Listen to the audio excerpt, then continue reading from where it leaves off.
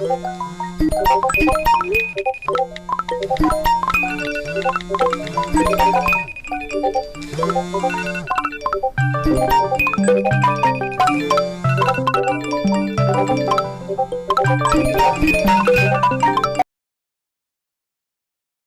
can all begin with a text, an email, a friend telling you to watch a video, or you accidentally stumble across a video. So, out of curiosity, you watch it. And to your dismay, you're now disturbed.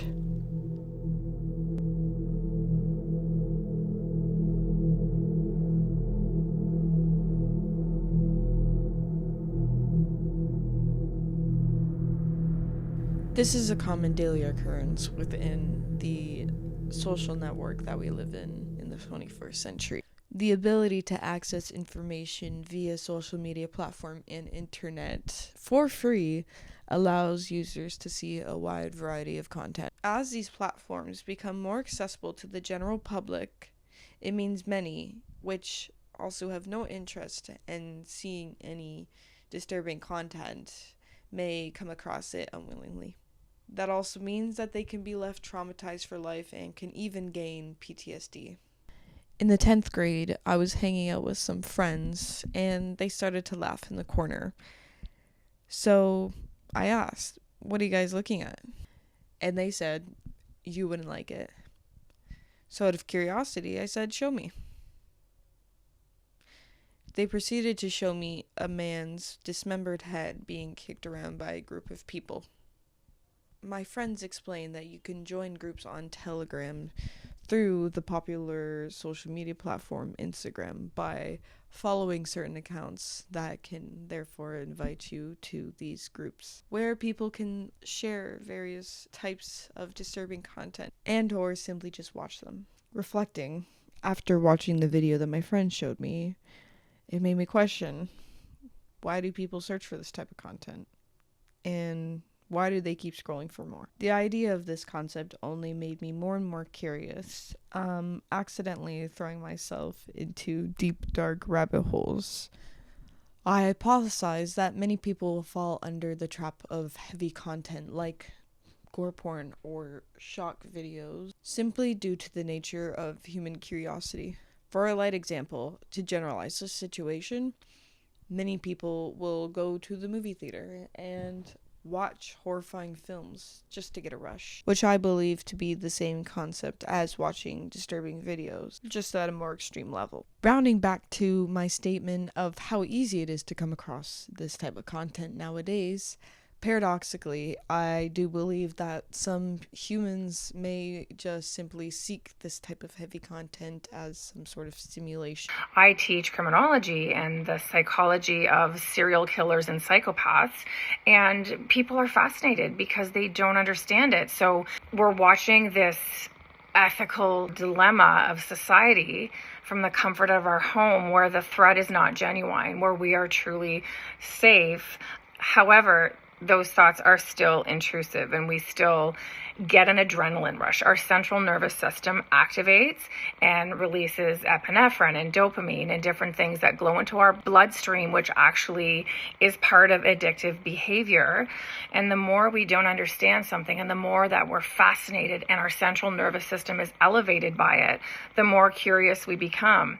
It's not that we're addicted to it, it's just that we can't relate to it and we're shocked by it. An example that I had thought of while researching this topic, which is a bit obscure, is a Japanese documentary, Rare, a Dead Person. This film fully captures uncensored aftermath of car accidents, murders. What also makes this film relevant to this topic and also very special is not just the showing of these graphic scenes, but of the people surrounding them. There are many of them seen tampering with the scene or simply just staring blankly. Although this film was released in 1994, it made me think about how even without the widespread access of phones and social media nowadays, people back then still had the urge to document these scenes, most likely out of plain curiosity. Overall, this film had rekindled my interest on why people search and swarm for this type of content. One day, while scrolling through TikTok, I had come across a very eerie sounding audio.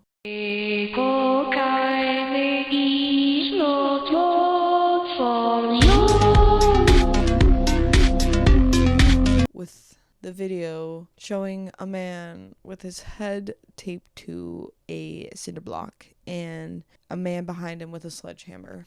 The caption for this video said that this man had refused to fight in the war. I had gone to the comments, expecting every one of the comments to say things such as, "Why does this have 3 million likes?" or "What is happening? Remove this." Much to my dismay, the first comment says, "This video's on Gore." Point blank. Oddly, I was interested to see what these websites had to offer. Or maybe if I could find the ending to this man's suffering out of curiosity. I say that as a question because I wasn't sure if I wanted to see the result of this video, mainly because I knew that it wasn't going to end in hugs and rainbows. As I said, this video had 3 million likes, which theoretically equates to about 8% of the Canadian population, with 77.5k comments and 276k saves. Side point, according to the Social Shepherd, many teens through the ages 11 to 17 average along 2 hours of watch time daily. After scrolling through the comments for a moment, the comments have suggest evidence of many people already coming across these videos. One saying, "I'm not going to be curious this time," which, once again, widely highlights my theory as to us just being simply curious. This is also, as I said, evidence of the fact of this type of content leaving a mark on people. Members of these sites, which are typically in Canada and in USA, will scour the internet for videos of true life killings, maiming, torture, and abuse, then upload them for millions of other gore seekers. Like I had said, the first comment on this TikTok had advised viewers to go to the website Gore.